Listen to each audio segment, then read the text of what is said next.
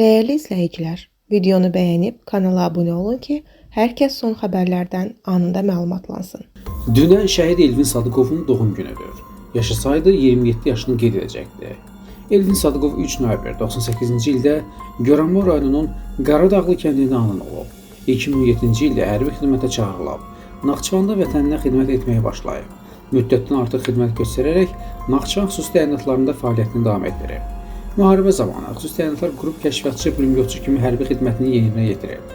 Elvin Sadıqov doğulduğu gün noyabrın 3-də Şuşa şəhəri istiqamətində gedən döyüşlər zamanı qəhrəmancasına şəhid olub.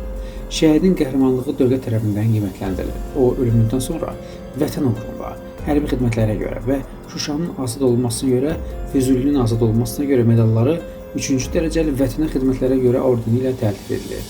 Subay idi. Allah rəhmət eləsin.